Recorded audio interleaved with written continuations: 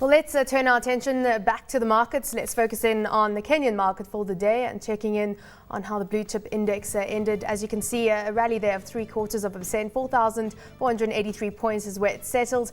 On the currency front, check in on how the shilling is faring today, 87.6 against the greenback, and you're looking at a slight dollar strength as it stands. Let's cross over to Nairobi to get an update on some of the factors driving Kenyan markets right now. Johnson Nderi, research analyst at Suntra Investment Bank, is standing by. Well, Johnson, good as always to have you with us. Let's talk about market movements on the day. A bounce there of 0.75%. What caught your eye today? The rallies looks like we're back to trend again after a short shallow correction. So again, we can't emphasize enough that we think that the rally has been driven by normalization in interest rates, which is having a positive effect on valuations. So we're just seeing trend picking up from where it left off. Let's talk about some of the movers on the day, because Safaricom, an interesting one, given the fact that 5.82 million shares supplied in the market and only around 3.8 million demanded. So overall, the stock falling back on the day, adding on to yesterday's losses. What are your thoughts on where the stock price is going to settle and the direction of course, one of the most actively traded stocks on the bourse? Well, there's clearly some sort of price taking by people who invested earlier on. Remember that the shares rallied about from levels of 3 shillings about 2 months ago. So I think for the investors who've met the hurdle rates, they've probably sold on the rally or selling on the rally. And some of them who probably I've noticed there's a trend that might pick up on the downside, are looking to exit quickly before the stock loses too much. So I think that's the dynamic going on down Safaricom. But I think at some point it will stabilize just at about 5 bob, and we expect it to pick it up again like the rest of the market. Let's talk about the cement sector, because Athi River Mining rallied today 7.6% on the day, settling at 56 shillings 50 cents. What are your thoughts right now on the prospects for the cement maker? Of course, they have been investing in increasing capacity. They recently had that share split, a stock of 5 for 1 share, and we saw a bounce in that stock post the share split. But what are your thoughts fundamentally on the prospects for Athi River Mining? Fundamentally, I think the company is in solid ground.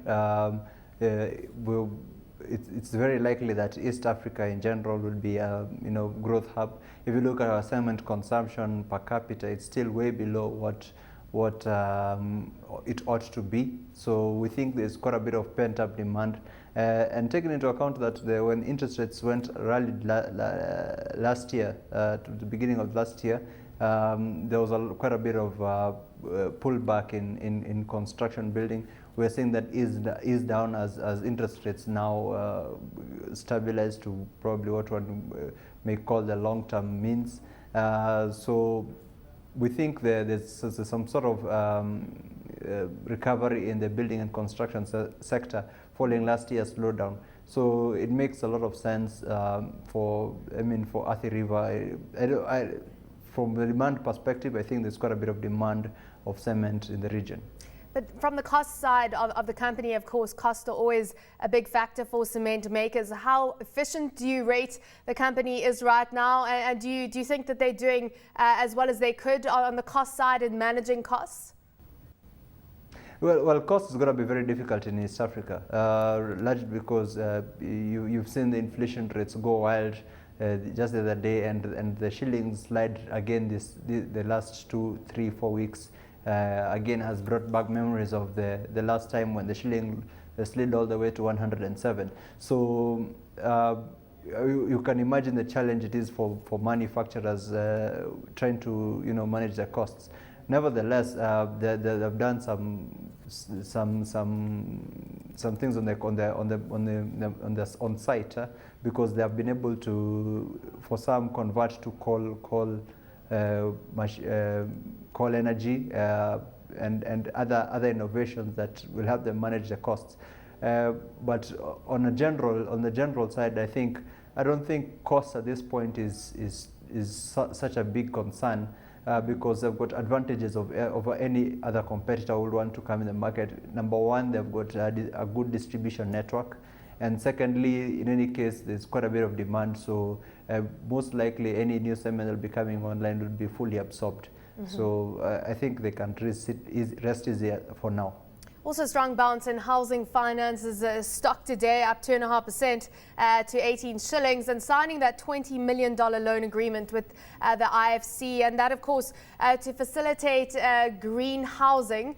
What are your thoughts on kind of the demand for this? Of course, that would also be seen as a little bit more expensive, or is it? I suppose that's a question. And do you think that the market likes the opportunity that this presents to housing finance? Well, with Kenya's housing market is a bit tricky. Again, if it were me, if you're pursuing a green energy or green development option, I think you might want to do it in the middle and upper middle income scale, because of demand dynamics. And there's the thing about Kenya is that there are a lot of numbers being peddled around, with regards to demand for housing. My chief concern is demand as opposed to effective demand. That is, people who are willing and able to pay. It's very easy to go above the effective demand, and therefore effectively having oversupplied the market. So that would probably be a concern, but I suspect they've done their homework. Maybe there's demand from where they sit, so there's a good chance that they could actually get to make some sales and make a good return on that money.